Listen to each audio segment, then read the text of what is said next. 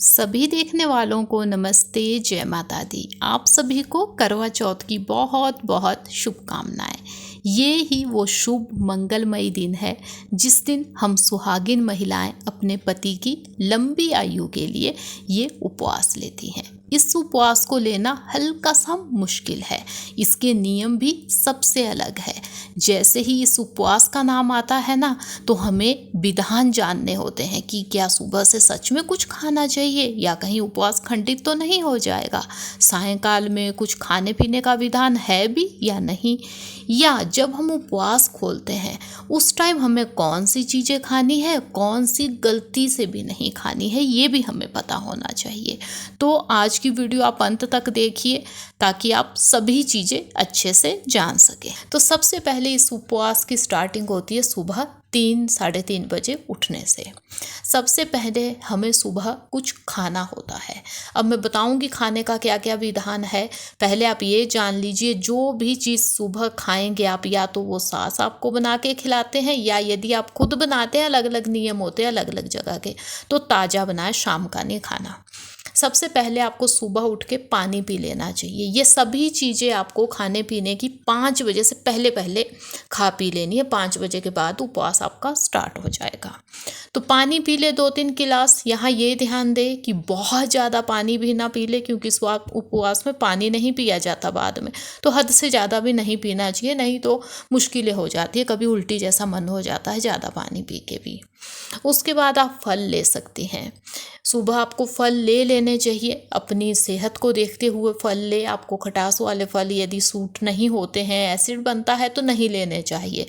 नहीं तो देखिए, पानी भी नहीं पीना है, एक दिन निकालना है। देखिए हमने ऐसे ही कुछ खाना पीना भी नहीं है, तो कभी एसिड बनता है खटास वाले फलों से। आप अपनी सेहत को देख लीजिएगा, पचते हैं तो आप ले सकते हैं कोई से भी फल। यहाँ तक कि उनसे जूस निकाल के भी आप पी सकती है, वो भी बहुत अच्छा होगा। यदि आपको वीकनेस होती है, बीपी की समस्या है, डायबिटिक है आप, तो आपको ये जो फल है उनका जूस भी ले लेना चाहिए। बिल्कुल ऐसे ही मेवे भी आप ले सकती हैं। यहाँ मैं एक चीज़ आपको बताना चाहूँगी कि यदि मेवे आप भिगो दे शाम को, उन भीगे हुए मेवों को सुबह आप लेते हैं, उससे ज़्यादा फायदा होता है।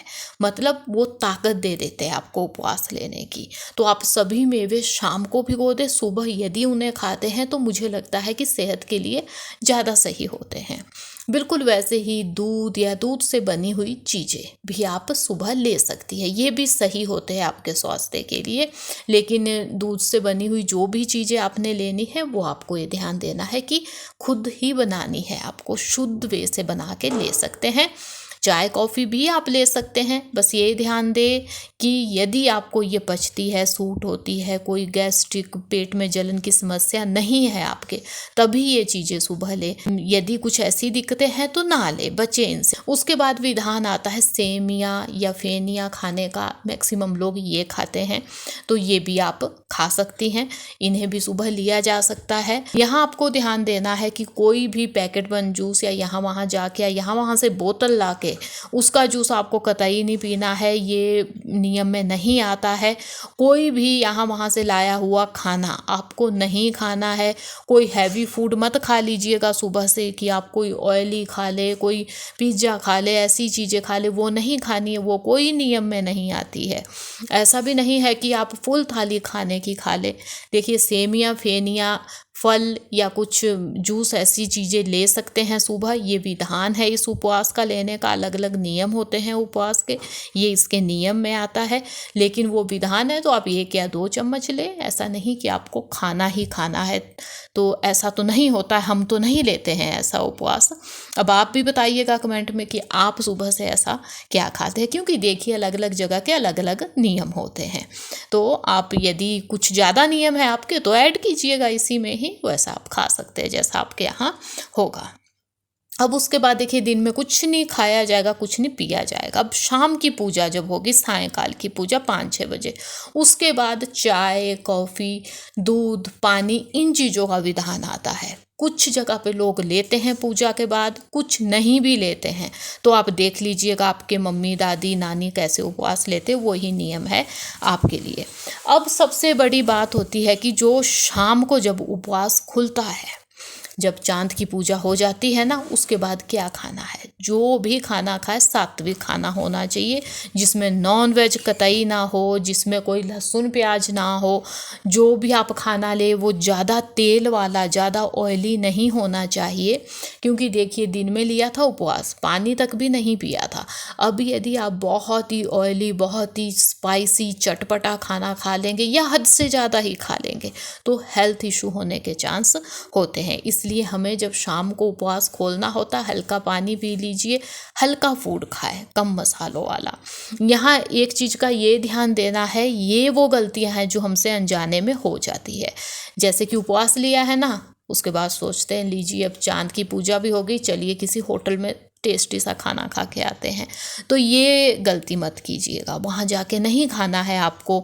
वहाँ देखिए लहसुन प्याज भी यूज़ हो सकता है, बाकी पता कैसे कैसे मसाले यूज़ होते हैं ना वहाँ, तो उनमें मिलावट हो सकती है लहसुन प्याज की, बाकी चीज़ें भी हो सकती है। तो ये गलती मत कीजिएगा, अपने आप बनाइए, अपने हाथों का बना हुआ खाना जो है वो आपको इस दिन खाना चाहिए। इस चीज़ का आपको ध्यान देना होगा। इसलिए इस साल तो ये गलती बिल्कुल मत कीजिएगा कहीं होटलों में या ढाबों में, कहीं भी यहाँ वहाँ जाके खाने की।